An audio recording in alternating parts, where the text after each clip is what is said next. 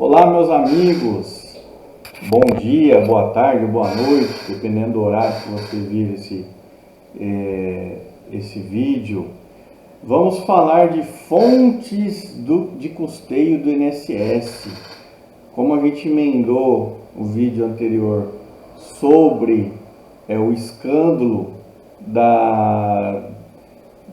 do desconto de taxa de associação nas aposentadorias, eu vou mostrar para vocês, provar para vocês, de uma vez por todas, que é muito difícil o INSS quebrar. Vou repetir, é muito difícil o INSS quebrar, tá? Poderia falar que não quebra, né? Não vou falar porque pode ter uma sequência de fatores aí políticos que possam fazer com que o INSS quebre. Óbvio que existe aquela pirâmide etária que mostra que a base, onde teria maior número de pessoas contribuindo, pessoas jovens, devido ao fato dos brasileiros estarem envelhecendo, a base está se achatando, está ficando o meio ali que está mais gordinho, que tem um número maior de pessoas contribuindo. E o topo da pirâmide, menos ainda, tá? Mas, tirando isso, nós temos que ter em mente o seguinte: da onde vem o dinheiro do INSS? Né? Vocês vão ver que o legislador, aliás, foi até inteligente, vamos dizer assim, né? Se é que a gente pode dizer que nós temos legisladores inteligentes, provavelmente foi com a mão de algum jurista ou de uma cúpula de juristas que foram criadas as leis. A lei de custeio do INSS, que é a Lei 8.212/91, que está aí na tela, e a Lei de Benefício, 8.213 de 91. Tá? Uma fala dos direitos dos contribuintes, quem são os contribuintes, tal, e a outra fala do custeio. Eu vou falar do custeio especificamente, da onde vem o dinheiro para pagar aposentadoria, pensões, auxílio acidente, auxílio doença, tá? Já digo desde já, como vocês estão vendo na tela, é uma fonte muito grande, variada, tá? Justamente por haver várias fontes que custeiam o INSS, que é difícil ela quebrar. É difícil, é muito difícil. Se viesse só de uma fonte, vamos supor, da arrecadação do contribuinte trabalhador, tudo bem, a gente talvez já estaria até quebrada, estaria até quebrado o INSS. O que ninguém conta, né, jornalistas que ficam aqui naquela análise superficial, não busca uma informação mais precisa, com juristas, com pessoas com especialistas em direito previdencial, é que existe uma gama, uma variedade de fontes de onde vem o dinheiro para bancar o INSS, tá bom? Nós vamos partir aí, vamos pegar aí 4 espécies, ou no mínimo de 4 lugares, mas essas 4 fontes são subdivididas. Vocês vão ver que é muito difícil quebrar, é muito difícil, tá? Só se colocar lá, vocês viram aí, 6 bilhões foram desviados, foram descontados dos aposentados. Imagina quanto que na arrecadação do INSS. O problema do INSS não está na falta de dinheiro. Desculpa aqui que eu estou só tirando um cisco aqui do olho. O problema é que houve depois eu vou verificar corretamente, mas pelo que eu me lembro, houve, não sei se era no programa vou até pesquisar aqui já agora, que eu me lembro de cabeça, mas não tenho certeza se isso mudou. Houve na época, acho que época do Fernando Henrique Cardoso, ou no Lula 1, uma lei que desvinculava a arrecadação do INSS para que pudessem pegar uma fatia do INSS, para vocês verem como é que tem a arrecadação grande, uma fatia da arrecadação do dinheiro do INSS para aplicar em outros setores. Ora, se eles estão tirando essa fatia, é porque tem muito dinheiro. Raciocínio lógico simples, básico, tá? Eu vou só pesquisar aqui. Desvinculação de arrecadação INSS. Isso. Ó, tá aqui. São desvinculados de órgão, fundo ou despesa até 31 de dezembro de 2023. Então acho que acabou, acredito. Mas vamos ver aqui se realmente ainda persiste, tá?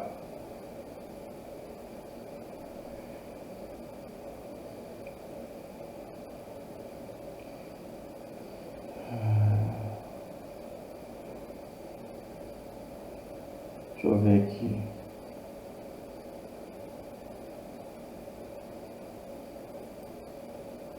Deixa eu ver aqui.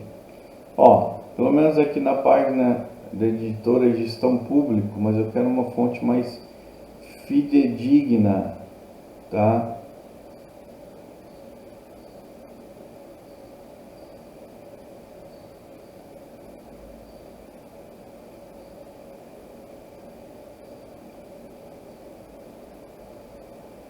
Bom, o que a gente sabe, ou sabia até pouco tempo, é o seguinte: havia uma lei em que autorizava o presidente da República a tirar 30% da arrecadação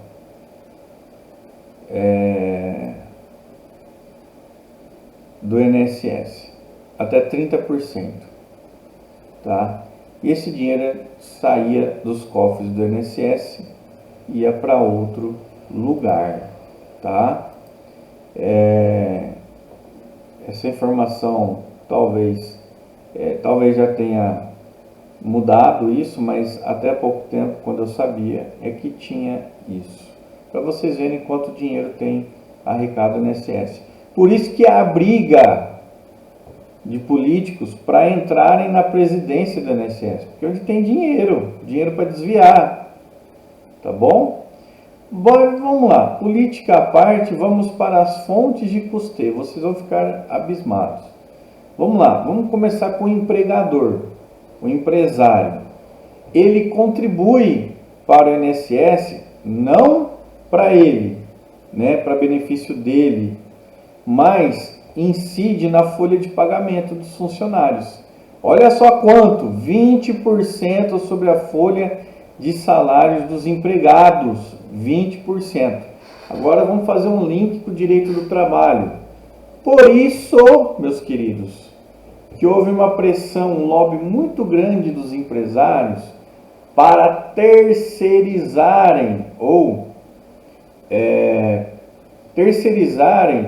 as atividades de uma empresa, a famosa pejotização. Por quê? Ora, se eu vou enxugar meu número de funcionários e vou contratar uma empresa terceirizada, eu não me encarrego mais de pagar 20% da folha de salário grande que eu tenho, né? Tenho lá 100 funcionários. Vou demitir 70 e vou contratar uma empresa com 50 funcionários que dá conta, e aí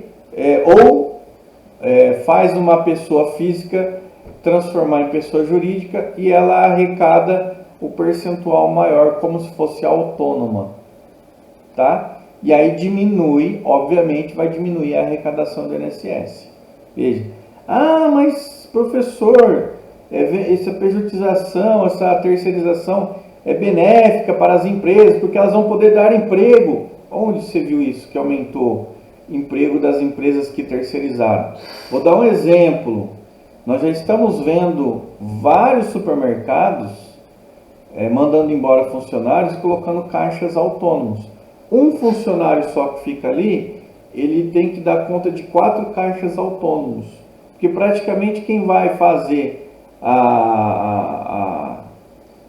vai colocar o produto ali, vai colocar o valor, vai colocar no leitor ali e vai pagar é o próprio cliente. Isso já existe em outros países, tá? Na Alemanha, por exemplo, eu vi um vídeo em um supermercado significativo, grande, em que não há funcionários, praticamente não há funcionários, há repositores, tal, mas você chega lá, o carrinho já tem um aparelho, uma tela de LED e do lado um aparelho para você inserir o cartão. Você chega, pega o carrinho, entra, compra, passa no leitor, coloca no carrinho, passa no leitor, coloca no carrinho, no final sai o valor, você injeta o cartão ali, paga e vai embora, tá? Isso já está acontecendo, funcionário sem nenhum caixa, sem nenhum funcionário caixa, tá? Às vezes deve ter alguém lá para supervisionar, mas já existe isso, já está batendo a porta, tá? Já está tendo caixas autônomos nos condomínios, né? E nos supermercados, tá? Tudo isso, pessoal, faz com que haja uma diminuição na arrecadação do INSS. Mas em tese, para vocês terem uma ideia, 20% da folha de salário vai para o INSS. Ah, professor, mas é injusto. Injusto como? Tem que custear quem está aposentando. E um dia vai ser você que vai se aposentar. E aí você vai querer receber sua aposentadoria, não vai? Então, precisa ter a fonte de custeio.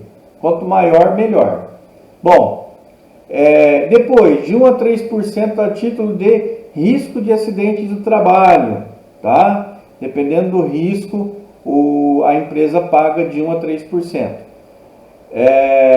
2,5% para financiar os benefícios em razão de exposição a agente nocivo, no caso de aposentadoria especial. Então, além da contribuição da pessoa, vai ser pago 2,5% para aqueles que vão aposentar mais cedo, devido à atividade. Por exemplo, pessoas que trabalham em minas, de mineração mesmo, né, em minas, lugares perigosos, né, lugares insalubres, que tem aposentadoria, aposentam mais cedo. Então, também tem que pagar 2,5% para o financiamento, tá? Vamos ver. Empresas optantes pela desoneração da folha contribuem aqui, ó. Aqui que está também uma coisa injusta, mas há empresas, alguns setores que optaram pela desoneração da folha. Contribui com a alíquota de 1 a 4,5% da receita bruta. Então ela optou, falou, não quero pagar 20% do salário dos empregados, eu prefiro pagar 1 a 4% da receita bruta. Obviamente que nós sabemos que pode haver uma maquiagem dessa receita via setor contábil, tá? E colocar uma receita bruta bem baixa para incidir esse percentual de 1 a 4,5%, para pagar pouco. Verdade é essa. Todo mundo quer, a questão no Brasil é o seguinte, todo mundo quer aposentar bem, mas ninguém quer pagar a conta. Essa é a verdade, tá? Mas só estamos ilustrando para vocês aqui as fontes de renda. Essa é a parte do empregador. Vamos para a parte do contribuinte individual. Quem que é o contribuinte individual, professor? É o autônomo, o sócio da empresa, normalmente os autônomos, vai. Aquele cara que tem lá uma MEI, né? E cadastra como autônomo lá, vende Por exemplo, um autônomo, um advogado é um contribuinte individual, ele é um autônomo, um que não é registrado, né, em carteira. Um contador que presta serviço ele mesmo, né, é um autônomo. Um vendedor, seja lá que for aí, na praia, ele é um autônomo, tá? O carrinho de cachorro quente lá, o cara que faz cachorro quente, ele é um autônomo. Olha a alíquota, 20% sobre a remuneração, limitada ao teto do INSS. Pode optar pela alíquota, normalmente é essa, 11% sobre o salário mínimo, tá? Se não for prestador de serviço à empresa. Se não prestar nenhum serviço a alguma empresa, ele é descontado 11% sobre o salário mínimo, tá? Bom, aqui sobre o MEI que eu falei, né? Se a pessoa é MEI, desconta-se 5% sobre o salário mínimo, tá? E segurado facultativo é aquele que não tem, exerce atividade nenhuma, atividade remunerada, por exemplo, a dona de casa, tá? Bom, são essas as contribuições de contribuinte individual. Indo para o trabalhador, agora sim, segurado empregado, registrado, a empregada doméstica, registrada, e o trabalhador avulso, pessoal, é aquele que trabalha em portos, nos portos, tá? Tem lá o OGMO, né, que é um órgão de gestão, um órgão que auxilia esses trabalhadores avulsos e que tem a responsabilidade sobre, salvo engano, sobre a arrecadação. Bom, contribuição progressiva, conforme a faixa salarial, de 7,5% a 14% sobre o salário de contribuição, tá? Salário de contribuição, não confundam com o salário que ele recebe, tá? Seria o salário base dele que incide a contribuição previdenciária, tá? O salário de contribuição, com base nesse salário que o INSS estipula, que é descontado. E é de forma progressiva, conforme vai aumentando a faixa salarial, ele pula de faixa, de 7,5 para 8, de 8,5, 10, 11 até 14, tá? Depois nós temos o empregador doméstico. Olha, o empregador doméstico, o patrão da empregada. Contribuição patronal, o patrão recolhe 8% sobre o salário do empregado doméstico, um adicional de 0,8% a título de seguro de acidente de trabalho e retém de 7,5% a 14% do empregado, conforme faixa salarial. Então, tem uma dupla contribuição do empregador, 8%, e do empregado doméstico, de 7,5% e 14%. Veja, pessoal, é uma fonte quase que ilimitada. Imagina quantos trabalhadores tem, quantas empresas tem para que contribuam. Uma outra coisa que ficou, deixa eu ver se eu encontro aqui, que eu estava pesquisando, tá? Concurso de prognósticos. Deixa eu ver aqui. Aqui, segurado facultativo. Aqui, ó, do segurado facultativo. Eu esqueci de colocar, tá? Mas já vou mostrar para vocês. O facultativo, quem que é o segurado facultativo? É aquela dona de casa que não exerce atividade nenhuma de empregado ou de empresa, tá? Ela estudante, por exemplo, pode falar assim, não, eu quero contribuir porque lá na frente eu quero aposentar. Olha a alíquota, 20% sobre o valor declarado. Mínimo, salário mínimo, máximo, teto do INSS. Pode também optar pelo simples, para a alíquota de 11% ou 5%. Viram só? Quanta fonte? Agora eu vou mostrar outra fonte também, tá? Fonte de custeio INSS, concurso de prognósticos.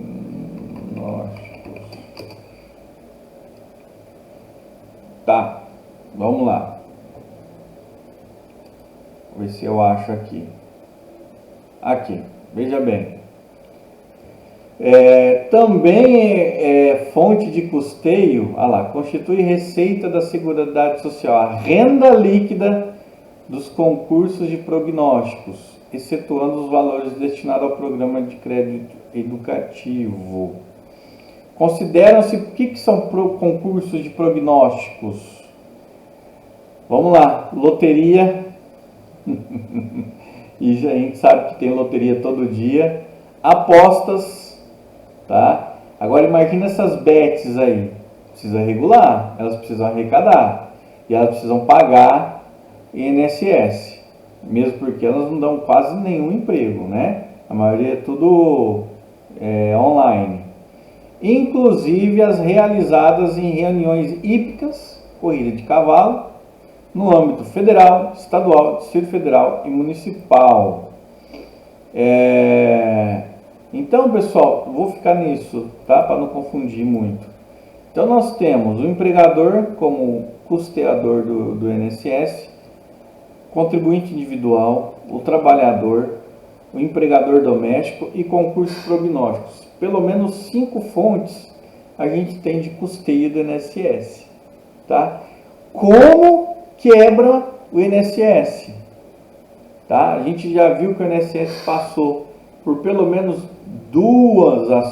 dois processos de corrupção, né? Da Georgina lá atrás, há mais de 20 anos, a Georgina que desviou milhões, e agora, só que agora não é um desvio do dinheiro arrecadado do INSS, é um desvio do dinheiro dos aposentados. Mesmo assim, a gente está vendo que, e agora você que está vendo esse vídeo, aposentado ou não, se alguém chegar a falar, xiii, o INSS está falido, desconfie, já chega e fala, olha, eu vi no vídeo do professor Luiz Fernando que existe pelo menos 5 fontes de custeio. O empregador paga, o contribuinte individual, o autônomo, o empregado é descontado, o empregador doméstico e o empregado doméstico e as loterias. Então fala, olha, tem pelo menos 5 ou 6 fontes de custeio. É impossível quebrar, tá? Porque é o seguinte, se há uma diminuição na arrecadação do trabalhador, por causa da diminuição de jovens trabalhando e contribuindo, tem outras fontes que compensam, tá? O que não pode, e a gente tem que ficar atento, é deixar os deputados e senadores, para agradar a sua base de eleitores empresários, né, empresários grandes, deixar com que eles exonerem essas empresas de pagar a contribuição previdenciária, pelo amor de Deus, né?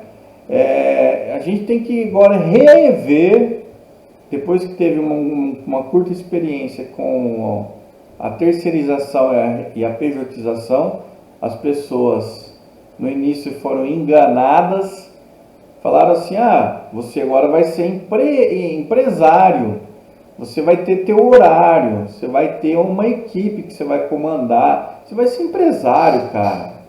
Muitos viram que não era nada disso, era uma precarização do serviço, porque a maioria era pobre, fez lá o CNPJ e não tinha como bancar e montar uma empresa terceirizada para prestar serviço. O que acontecia é que era a própria pessoa PJ, né, que tinha a inscrição da pessoa jurídica, ela mesma que prestava o serviço, e acabava sendo uma forma maquiada de ser empregado sem que as empresas contribuíssem com o INSS. Então tem que tomar muito cuidado. Estão revendo agora e vocês têm que pressionar, porque a vantagem de ser empregado é que numa empresa séria você tem toda a arrecadação dos impostos, contribuições, seus direitos trabalhistas estão assegurados, qualquer problema vá até a Justiça do Trabalho, que lá será resolvido. O que não pode é deixar acontecer que essas empresas mandem embora a maioria dos funcionários fala, olha, você quer trabalhar de novo? Então você vai entrar aqui como pessoa jurídica, como terceirizado, tá? E aí? Como é que fica? Você vai trabalhar de segunda a domingo. Ah, professor, mas eu vou estar trabalhando para mim. Mas você pensa, há muitos casos que as pessoas não recebem muito dinheiro não, tá? Às vezes compensa a pessoa ser autônoma em alguma atividade, eletricista, encanador, que ganha muito bem, um prestador de serviço aí, mecânico, alguém assim, ganha muito mais do que esses terceirizados aí que prestam serviços aí a essas grandes empresas, tá? Então precisa ver com muita cautela. Então, resumindo muito bem, a fonte de custeio ou as fontes são enormes, existe uma variedade aí, então é quase impossível quebrar o INSS, tá bom? Fiquem com Deus, um ótimo abraço a todos e até mais.